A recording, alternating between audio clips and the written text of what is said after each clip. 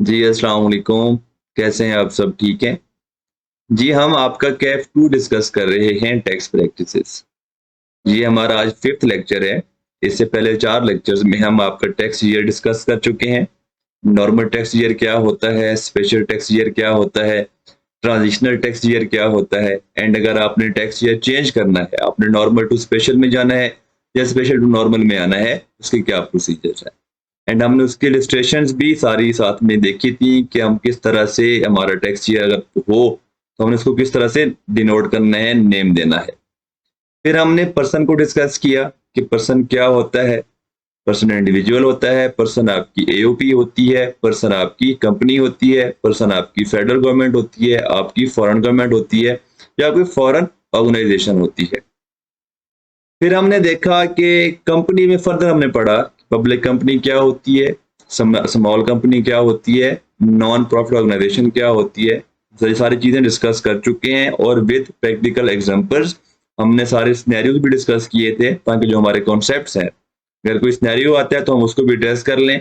अगर knowledge base आता है तो आपकी याद करने की कैपेसिटी पर डिपेंड करता है कि आप उसको याद करते हैं या याद नहीं करते। कॉन्सेप्ट हमने क्लियर कर लिया था। फिर हमने डिस्कस किया था रेजिडेंशियल स्टेटस कि कब एक पर्सन रेजिडेंट पर्सन होगा एंड कब एक पर्सन नॉन रेजिडेंट पर्सन होगा। फिर हमने डिस्कस किया था कि अगर एक पर्सन रेजिडेंट पर्सन है तो उसने अपनी वर्ल्ड वाइड इनकम पर पाकिस्तान में टैक्स देना है। अगर एक पर्सन नॉन रेजिडेंट पर्सन है तो उसने अपनी सिर्फ पाकिस्तान सोर्स इनकम पर पाकिस्तान में टैक्स देना है। और ये पाकिस्तान सोर्स इनकम क्या होती है, फॉरेन सोर्स इनकम क्या होती है, ये भी हम लेक्चर 4 जिसमें हमने रेजिडेंट पर्सन पढ़ा था उसमें डिस्कस कर लिया है। आज जो हम डिस्कस करने जा रहे हैं हमारे स्कोप वाली लाइन के अंदर एक उसने जो टर्म यूज की थी टैक्सेबल इनकम पर टैक्स देना है। आज हम जो सीखेंगे सबसे पहले कि इनकम क्या होती है, क्योंकि हमें पता होगा इनकम का, उसके बाद ही हम आगे चल सकते हैं। इनकम के बाद हम फिर देखेंगे कि टोटल इनकम का क्या मीनिंग्स हैं आपके टैक्स के अंदर, इनकम टैक्स के अंदर। फिर हम टोटल इनकम सीखने के बाद फिर हम जाएंगे टैक्सेबल इनकम। अगर उसने 3 डिफरेंट वर्ड्स यूज किए हैं, income, total income, taxable income, इसके मीनिंग्स ये हुए कि इन तीनों वर्ड्स में, इन तीनों टर्म्स में कुछ ना कुछ डिफरेंस तो है। ठीक है, तो आज की इस लेक्चर में हमने वो डिफरेंस को अंडरस्टैंड करना है। ये इनकम की उसने डेफिनेशन दी हुई है सिंपल, जो आप अर्न करते हैं, जो आपकी रेवेन्यू रिसीट्स होती हैं, जो आप सैलरी आपको मिल रही होती है, वो आपकी इनकम है। अगर आपने एक गाड़ी परचेज की है 50,000 की, सॉरी आप तो 50,000 तो खत्म हो गया है, आपने परचेज की है 15 लाख की और आपने जब उसको सेल किया वो आपकी सेल होगी 17 लाख रुपए की। जो आपने 2 लाख रुपए का प्रॉफिट अर्न किया वो आपकी क्या है, इनकम है। अगर आपके घर पड़ा हुआ था खाली, आपने वो रेंट पर दे दिया उस प्रॉपर्टी को, जो आपको उससे मंथली रेंट मिल रहा है, वो रेंट क्या है, आपकी इनकम है। इसी तरह से अगर आपने कोई आपके पास एक्स्ट्रा मनी पड़ी हुई थी, आपने बैंक में सेविंग अकाउंट ओपन करवाया है और वहां पर डिपॉजिट करवाती है और उस डिपॉजिट पे आपको इंटरेस्ट मिल रहा है, आपको प्रॉफिट मिल रहा है, मंथली बेसिस पे मिल रहा है या एनुअल बेसिस पे मिल रहा है, वो जो प्रॉफिट है वो क्या है, आपकी इनकम है। ठीक है, बहुत सारी अगर आप चलते जाएंगे तो आपको बहुत सारी इनकम मिलेंगी। जिस तरह अगर आपने कोई प्लॉट परचेज किया है, एक 10 लाख का, आपने 12 लाख का सेल कर दिया है, अब यहाँ पर जो आपको गेन आया है वो भी क्या है, आपकी इनकम है। आपके पास ज्वेलरी पड़ी थी, आपने खरीदी थी 1 लाख रुपए की, आज आपने सेल कर दी 2 लाख रुपए की, आपकी यहाँ पर जो गेन है आपको 1 लाख रुपए का, वो भी क्या है, आपकी इनकम है। आपका बिजनेस है, आप बिजनेस रन कर रहे हैं, जो आपको प्रॉफिट मिल रहा है वो भी क्या है, आपकी इनकम। आप क्योंकि आप FR1 पढ़ रहे होंगे, आपने इंट्रोडक्शन टू बिजनेस पढ़ा होगा पीआरसी के अंदर, आपने इंट्रोडक्शन टू अकाउंटिंग पढ़ी होगी पीआरसी के अंदर, तो आप डिविडेंड टर्म से फेमिलियर होंगे। जो डिविडेंड मिलता है एक पर्सन को, अगर मैंने कंपनी में शेयर्स परचेज किए हैं और कंपनी मुझे शेयर्स के पर मुझे वो डिविडेंड डिस्ट्रीब्यूट करती है, जो मुझे जो डिविडेंड मिलेगा वो क्या है, मेरी इनकम है। तो जो सारी चीजें हैं आपकी इनकम में फॉल करती हैं और आपके लॉ ने आपकी इनकम को डिफाइन कर दिया कि इनकम के क्या मीनिंग्स हैं। अब हम देखते हैं। The amount income means the amount chargeable to tax. ठीक है, the amount chargeable to tax under the income tax ordinance. जहां जहां भी, जैसे एग्जांपल दिया इनकम फ्रॉम सैलरी, अगर कोई अमाउंट जिस पर आपने टैक्स पे करना है इस लॉ के अंदर, इनकम टैक्स ऑर्डिनेंस के अंदर, तो लॉ कहता है कि वो इनकम है। सैलरी पे आपको टैक्स पे करना होता है। अगर आप प्रॉपर्टी आपने सेल परचेज की है, आप उसको प्रॉफिट पर सेल कर रहे हैं और वो आपको जो प्रॉफिट है उस पर आपको टैक्स पे करना पड़ता है, मतलब वो जो प्रॉफिट है वो आपकी इनकम है इस टैक्स पर्पज के लिए, ठीक है। फिर वो कहता है any amount subject to collection और deduction of tax under the final tax regime. ये फाइनल टैक्स रिजीम हमने आगे चल के पढ़नी है, ठीक है। जब हम इनकम फ्रॉम बिजनेस पढ़ लेंगे, थोड़ा सा मिच्योर हो जाएंगे इस सब्जेक्ट के अंदर, तब हम कुछ रिजीम्स का टॉपिक है वो इसी चैप्टर के अंदर इंक्लूडेड है, लेकिन अभी मैं वो डिस्कस नहीं करूंगा। मैं वो डिस्कस तब करूंगा जब हम काफी सारे चैप्टर्स पढ़ चुके होंगे, तब आप इस सब्जेक्ट के अंदर थोड़े से मिच्योर हो जाते हैं, तो आपको चीजें अंडरस्टैंड करना थोड़ी सी आसान हो जाती है। हम वो तब बाद में देखेंगे, बस आपने ये लाइन याद कर लेनी है। ये 2 नंबर की 1 नंबर की डेफिनेशन आपके पेपर में आ सकती है सिर्फ रिप्रोड्यूस करवाने के लिए। फिर कहते हैं any amount treated as income under any provision of the ordinance, ठीक है। मतलब डिविडेंड आपकी इनकम है, ठीक है, क्योंकि उसने डिविडेंड टर्म यूज की है और कहा कि आपकी इनकम है, तो क्योंकि उसने यहाँ पर इस ऑर्डिनेंस के अंदर प्रोविजन में उसने बता दिया है कि ये जो टर्म है डिविडेंड आपको जो मिलेगा वो आपकी इनकम है, तो आपकी इनकम है। रॉयल्टी, आपको पता है कि रॉयल्टी क्या होती है। कोई बंदा मेरे ब्रांड लाइक, अगर मैं पेप्सी कोला यहाँ अपना बिजनेस को स्टार्ट नहीं करती ना करती, मैं पेप्सी के पास जाता हूँ कि आप मुझे अपना नाम यूज करने दें, ठीक है, अपना ब्रांड नेम यूज करने दें। आपको मैं इस ब्रांड नेम यूज करने के बदले आपको मैं हर मंथ या एनुअली 10 करोड़ 15 करोड़ रॉयल्टी पे करूंगा, तो वो क्या है, पेप्सी को की रॉयल्टी रॉयल्टी इनकम है, ठीक है। सिमिलरली प्रॉफिट ऑन डेट, अगर आपने डिपॉजिट करवाया हुआ है अपने बैंक के अंदर, आपने डिपॉजिट करवाया हुआ है, तो वो आप उसको जो आपको जो उस पर आपको जो प्रॉफिट मिलता है, जो आपको इंटरेस्ट मिलता है, वो आपकी प्रॉफिट ऑन डेट आपकी इनकम में इंक्लूड किया जाता है। या एनी लॉस ऑफ इनकम, अब लॉस क्या होता है, आपने एक प्रॉपर्टी परचेज की 10 लाख की, आपने सेल की 8 लाख की, अब वहां पर आपको क्या आ गया है, लॉस है। जो इनकम जिस पर आपने ऊपर टैक्स देना है, जिसके गेन पर आपने टैक्स देना है, लाइक अगर प्रॉपर्टी 10 लाख की परचेज करते हैं और आप 12 लाख की सेल करते हैं, 2 लाख आपको गेन है, इनकम है, उस पर आपने टैक्स देना है। अगर वही प्रॉपर्टी वही सोर्स पर आपको लॉस आ जाता है, वो आपको लॉस ऑफ इनकम होता है। और लॉसेस क्या होते हैं, किस तरह एडजस्टमेंट करनी है, हमने सारा कुछ इस चैप्टर इस सब्जेक्ट के अंदर सीखना है, ठीक है। ये हमारे को जो भी 50 लेक्चर्स हैं 60 लेक्चर्स हैं, हम सारी जो हमने चीजें सीखनी है वो वही है जो यहाँ पर डिस्कस हो रही हैं, ठीक है। ये जस्ट यहाँ पे टर्म जो यूज हो रही हैं, जब आप इस सब्जेक्ट में मेच्योर हो जाएंगे तो आपके टर्म्स की समझ आना स्टार्ट हो जाएगी। अब वो आगे टैक्स को डिफाइन कर रहा है, बड़ी ही मुश्किल डेफिनेशन उसने लिखी है। Tax means any tax imposed under, ठीक है। यहाँ पर उसने कुछ चीजें रेफर की हैं ऑर्डिनेंस की, वो आपको समझ नहीं आएंगी क्योंकि ऑर्डिनेंस आपने ना पढ़ना है ना देखना है, जो बुक में लिखा हुआ है आपने वो पढ़ना है। सादा अल्फाज में आपकी इनकम का, आपको मैंने लेक्चर नंबर 1 में बताया था, लेक्चर नंबर 2 में जहां जब हमने जब प्रॉपर कोर्स स्टार्ट किया था, कि गवर्नमेंट कहती है कि आप जो भी पाकिस्तान में अर्न करते हैं, ठीक है, मतलब पर्सन जो अर्न करता है, अगर रेजिडेंट पर्सन है, जो वर्ल्ड वाइड वो अर्न करेगा, उसकी सर्टन परसेंटेज, मैं कहता हूं 5% उसने मुझे देनी है। जो उसकी इनकम का 5% जो सर्टन परसेंटेज मैंने गवर्नमेंट को जमा करवानी है, वो क्या है, उसका नाम है टैक्स। वो आप दोबारा पढ़े, means any tax deducted under chapter 2, ठीक है। इसका मतलब ये है कि जिसमें बताता है कि आपने किस तरह से टैक्स चार्ज करना है। एंड इंक्लूड्स एनी पेनल्टी फी और अदर चार्ज, मतलब जो भी आपने अमाउंट अपनी इनकम का कुछ परसेंटेज गवर्नमेंट को जमा करवानी है, उसको उन्होंने नाम दे दिया है टैक्स। अगर जो हमारी नेक्स्ट जो चीज है वो थोड़ी समझने वाली है।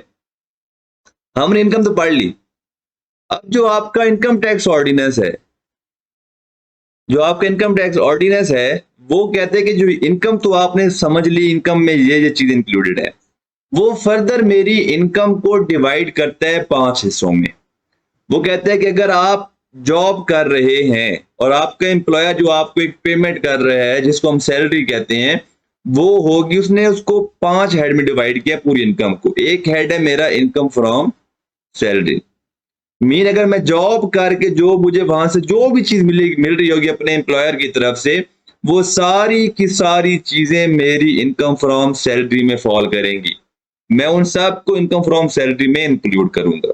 अब इनकम फ्रॉम सैलरी में क्या क्या चीजें इंक्लूड होंगी, आपके इनकम टैक्स ऑर्डिनेंस ने वो भी बता दिया है। इसके ऊपर आपका पूरा चैप्टर नंबर 5 है, ठीक है। फिर नेक्स्ट आपका जो दूसरा हेड है वो है income from property.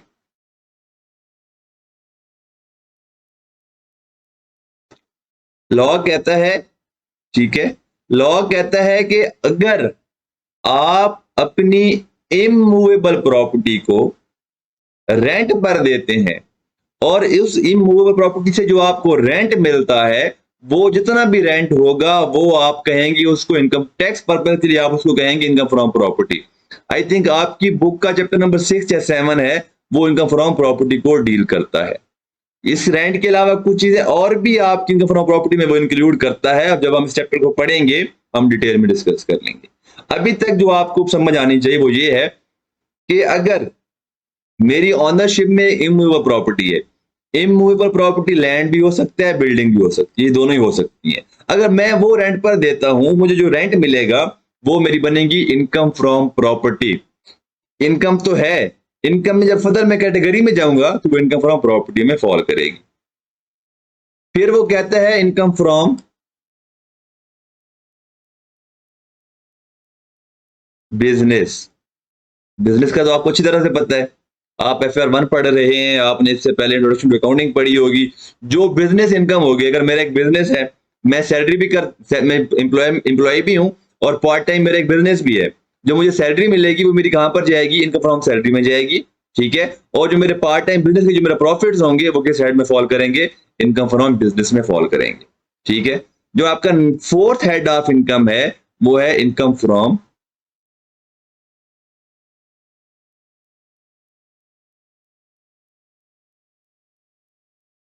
Capital gain.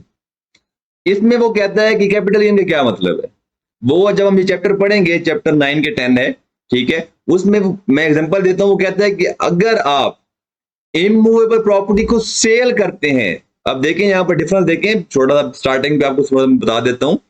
अगर आप इमूवेबल प्रॉपर्टी को रेंट पर देते हैं, जो आपको रेंट मिल रहा है वो आपका फॉल करता है इनकम फ्रॉम प्रॉपर्टी में। और अगर आप उसी इमूवेबल प्रॉपर्टी को सेल करते हैं, cell of immovable property,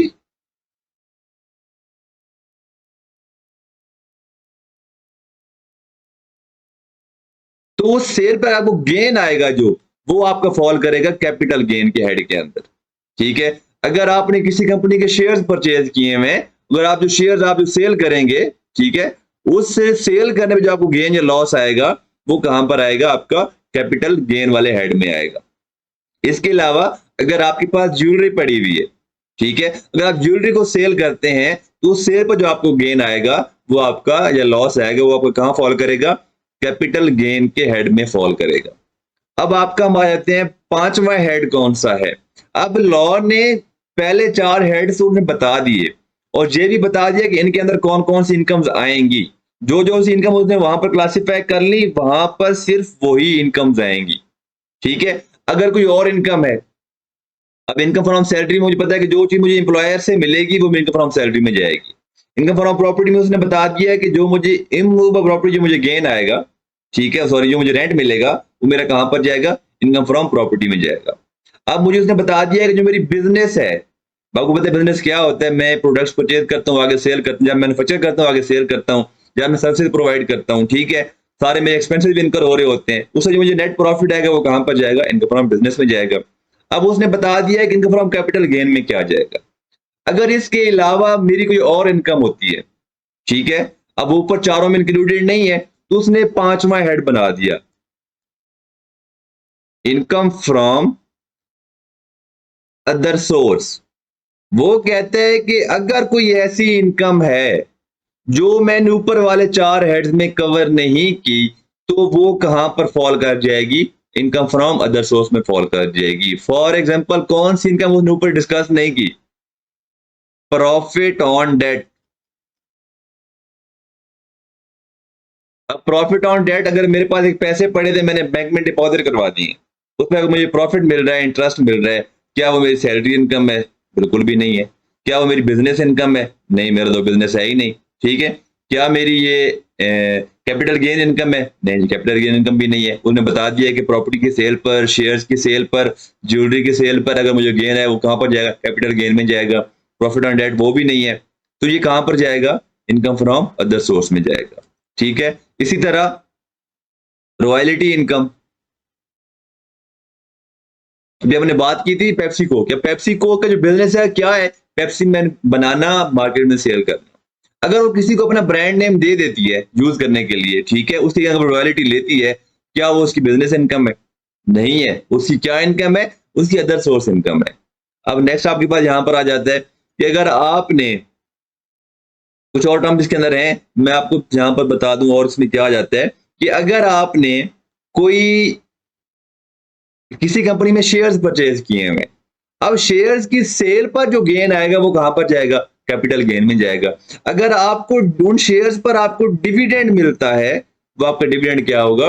other source में फॉल करेगा। अब हमने इनकम पढ़ ली, हमने ये भी पढ़ लिया कि हमारे इनकम को कितने टाइप्स में, हेड्स में डिवाइड किया गया है। अब हमने पढ़ना है टोटल इनकम क्या होती है।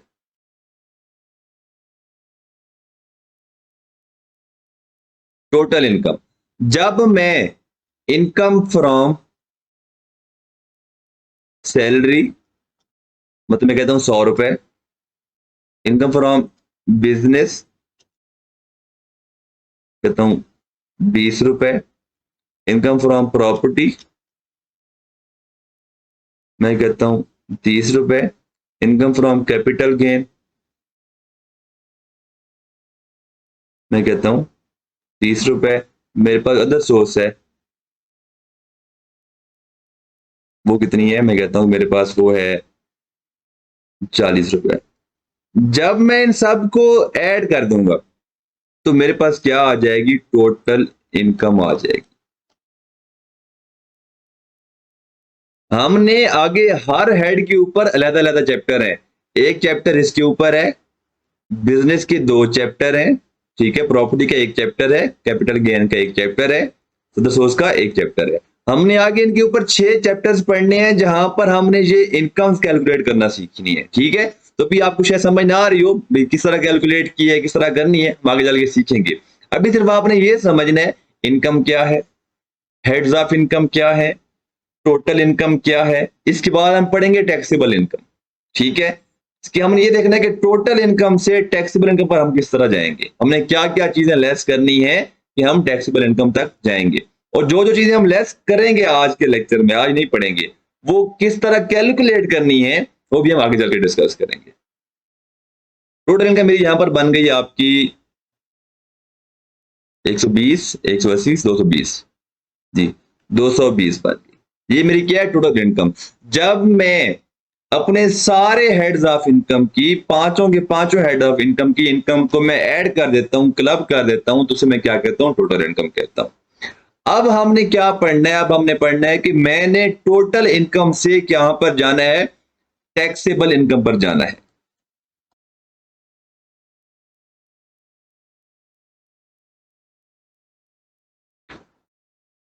उससे पहले हम एक चीज पढ़ लेते हैं अभी, ठीक है, थोड़ी सी आपको नौ दे देता हूं। एक है आपकी एग्जेम्प्ट इनकम।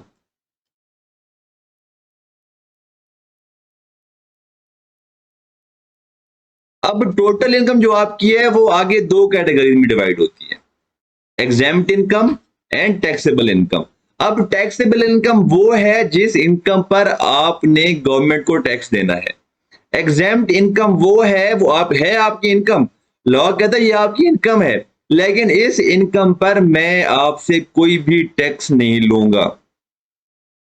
फॉर एग्जाम्पल, अगर आपने एक लैंड परचेज किया 10 लाख रुपए का, और आपने उसको 4 साल के बाद सेल किया, 4 साल बाद सेल किया, तो वो जो आपका जितना भी गेन आए, 10 करोड़ का भी क्यों ना गेन आए, आपकी इनकम है, लेकिन उस पर आपसे गवर्नमेंट टैक्स नहीं लेगी। क्लियर? ये एक एग्जांपल है। उसके अलावा दूसरी एग्जांपल क्या हो सकती है? जो पेंशनर्स होते हैं, जो रिटायर्ड हो जाते हैं, उनको जो पेंशन मिल रही होती है, लॉ कहता है कि अगर एक किसी पर्सन, रिटायर्ड पर्सन को जो पेंशन मिल रही है वो भी उसकी इनकम है, जस्ट लाइक सैलरी, ठीक है ना, एक तरह की सैलरी ही है, लेकिन लॉ कहता है पेंशन आपकी एग्जेम्प्ट है, उस पर मैं टैक्स नहीं लूंगा।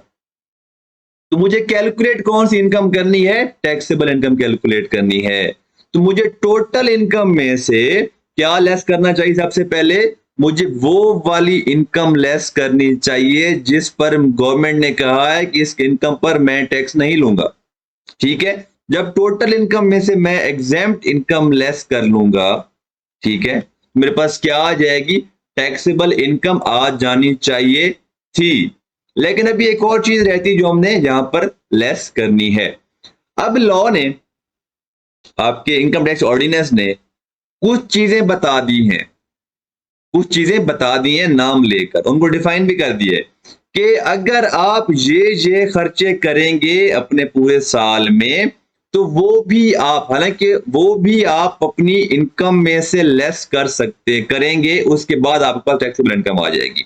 जैसे कि अगर मैं ज़कात पे करता हूं पूरे साल में, तो लॉ कहता है कि आप जब, अगर आपने ज़कात पे की है, तो टैक्सेबल इनकम कैलकुलेट करते हुए आप उसको भी लेस कर देंगे टोटल इनकम में से, ठीक है। अब नेक्स्ट आते हैं, अगर एक बिजनेस है, उसने वर्कर्स वेलफेयर फंड एक बनाया हुआ है, एफबीआर ने बनाया हुआ है, गवर्नमेंट ने बनाया हुआ है। हर बिजनेस ने क्या करना होता है, अब बिजनेस इंडिविजुअल का भी हो सकता है, एओपी भी हो सकती है, कंपनी भी हो सकती है। उसने क्या करना होता है, वर्कर्स वेलफेयर फंड में ये होता है आपका 2% ऑफ टैक्सेबल इनकम। जब आप आगे, आपके सिलेबस में ये चीजें नहीं है ये सारी याद करने वाली, आप वैसे बता रहा हूं। अगर आपने इस फंड में ड्यूरिंग द ईयर कोई कंट्रीब्यूशन की है, और ये करनी पड़ती होती है, रिक्वायरमेंट है भाई, लॉ है, एक सर्टेन परसेंटेज आपने गवर्नमेंट को जमा करवानी होती है। जो आप ये वाली कंट्रीब्यूशन जमा करवाएंगे गवर्नमेंट को, लॉ कहता है आप वो भी टोटल इनकम में से लेस कर लेंगे, लेस, इसको हम कहते हैं WWF। इसी तरह के दो तीन और भी हैं।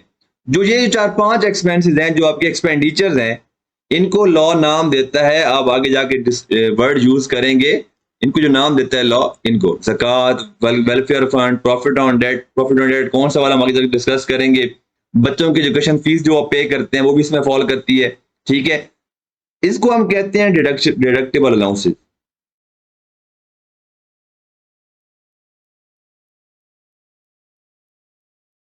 ठीक है।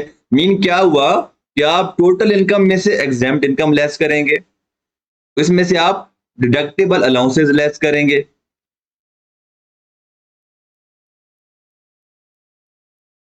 लेस करेंगे। जब ये लेस हो जाएंगे, तो फिलहाल के लेवल तक, फिलहाल के लेवल तक आपकी टैक्सेबल इनकम आ जाएगी,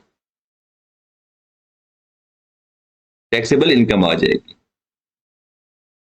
इसके अलावा कुछ चीजें और भी हैं जो हमने टोटल इनकम में से लेस करनी होती हैं, लेकिन वो क्या है, जब हम थोड़ा इस सब्जेक्ट में मेच्योर होंगे, हम वो सब बाद में डिस्कस करेंगे। जब हम पांचों हेड्स ऑफ इनकम डिस्कस कर लेंगे, तो उसके बाद मैं एक सेपरेट वीडियो लाइक बनाऊंगा, जिसमें हम इनकम टैक्स न्यूमेरिकल का फॉर्मेट आपको बताऊंगा कि अगर रिक्वायरमेंट है total income, taxable income, tax liability, तो आपने टोटल इनकम किस तरह कैलकुलेट करनी है, और टोटल इनकम से टैक्स इनकम तक आने तक आपने कौन कौन सी चीजें लेस करनी है, ये तो लेस करेंगे अगर क्वेश्चन में होंगी तो। उसके अलावा अगर दो जो बाकी चीजें हैं, अगर वो भी क्वेश्चन में गिवन है, वो किस तरह लेस करनी है, एंड फिर आपके पास क्या आ जाएगी, टैक्सेबल इनकम आ जाएगी। अब हम जाते हैं स्कोप वाली लाइन पर दोबारा। ये वही चीजें उन्होंने लिखी हुई है यहाँ पर, आप देखें तो उसने आगे डिवाइड की हेड्स ऑफ इनकम। पहला कौन सा है जी, आपका है पहला सैलरी है जी,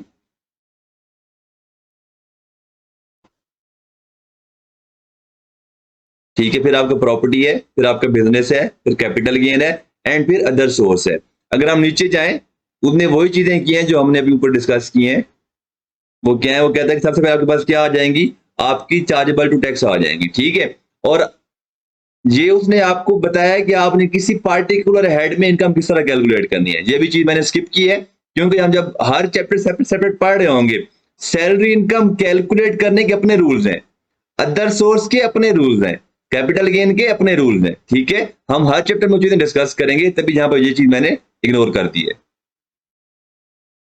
इसके बाद आगे वो आपको बताता है कि आपने किस तरह से टोटल इनकम से टैक्सेबल इनकम में आना है। वो कहते हैं कि टोटल इनकम क्या है, टोटल इनकम मीन्स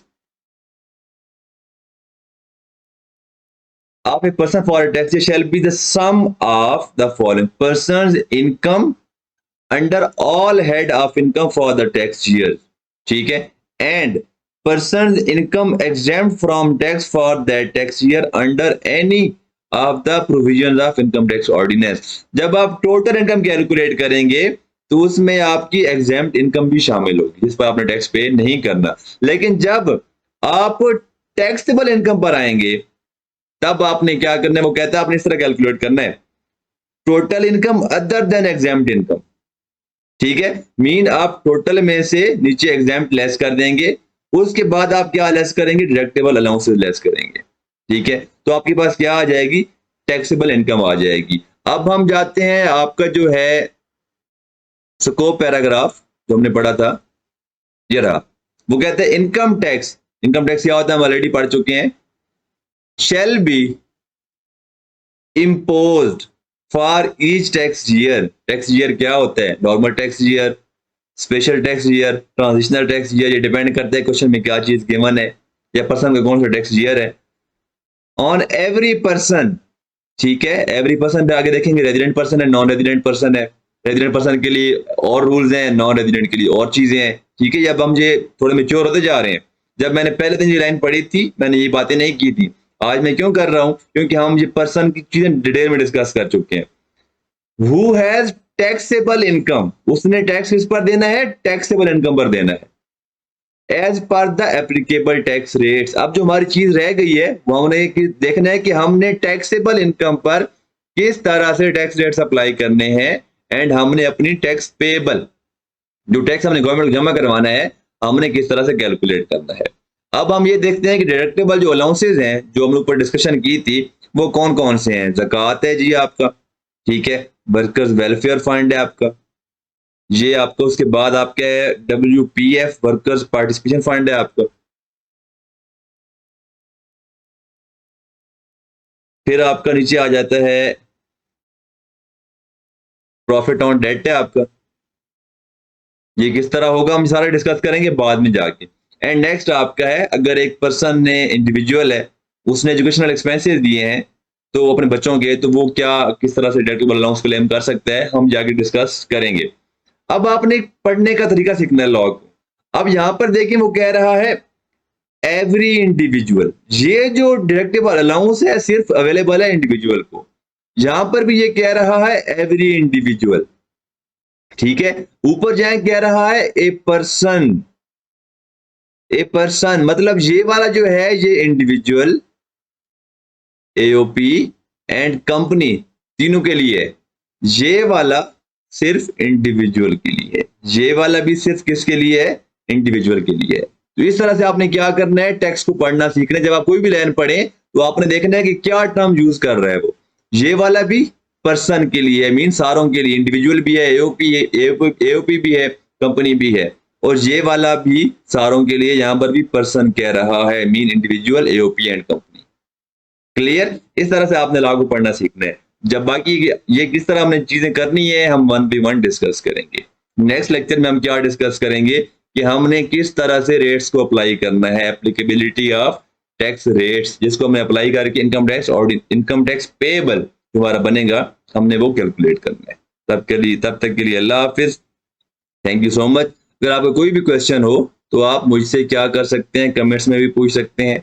आप मुझे इस वीडियो के डिस्क्रिप्शन में मेरा पेज का भी लिंक गिवन है, वहां से भी पूछ सकते हैं, और आप मुझे व्हाट्सएप में भी आकर पूछ सकते हैं, लेकिन मैं आंसर तब करूंगा जब मैं फ्री होऊंगा।